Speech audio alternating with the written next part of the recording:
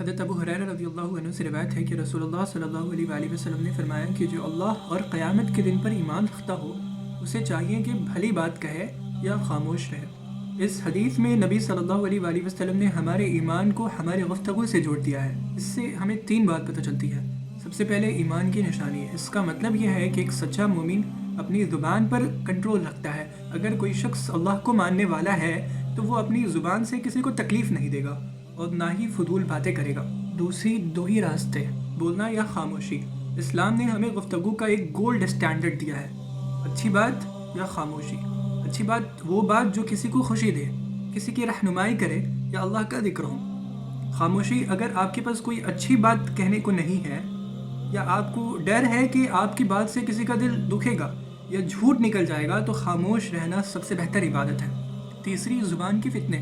انسان کے اکثر گناہ جیسے جھوٹ، غیبت، چغلی اور گالی گلوچ زبان ہی سے ہوتے ہیں۔ اس حدیث پر عمل کرنے سے انسان ان تمام گناہوں سے محفوظ ہو جاتا ہے۔ اس سے ہمیں یہ عملی نصیحت حاصل ہوتی ہے کہ جب بھی آپ کچھ بولنے لگے تو ایک سیکنڈ کے لیے سوچیں، کیا یہ بات کہنا ضروری بھی ہے؟ کیا اس سے کسی کو فائدہ ہوگا؟ اگر جواب نہیں ہے تو خاموشی اختیار کرنا سب سے بہترین صورت ہے۔ حضرت عمر بن خطاب رضی اللہ عنہ ایک مرتبہ حضرت ابو بکر رضی اللہ عنہ کے پاس گئے جو اس وقت مسلمانوں کے خلیفہ تھے۔ انہوں نے دیکھا کہ حضرت ابو بکر اپنی زبان کو پکڑ کر کھینچ رہے ہیں۔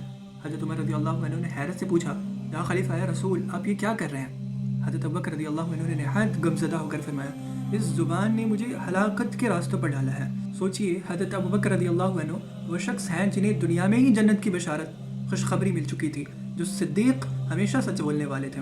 اگر وہ اپنی زبان کے بارے میں اتنے فکر مند تھے تو ہمیں کتنا زیادہ احتیاط کرنے کی ضرورت ہے۔ اس واقعے سے ہمیں یہ سبق ملتا ہے کہ انسان کتنا ہی نیک کیوں نہ ہو جائے، اسے ہمیشہ یہ ڈر ہونا چاہیے کہ کہیں اس کی زبان سے کوئی ایسی بات نہ نکل جائے جو اللہ کو ناراض کر دے۔ حضرت ابو بکر رضی اللہ عنہ کا اپنی زبان پکڑنا ایک اشارہ تھا کہ اس پر سختی سے کنٹرول رکھنا ضروری ہے۔ ان کا یہ عمل دکھاتا ہے کہ فضول باتوں سے بچنا ہی اصل کامیابی ہے۔ اللہ تعالیٰ سے دعا ہے کہ اللہ تعالیٰ ہماری زبانوں کی حفاظت فرمائے، آمین یا رب العالمین۔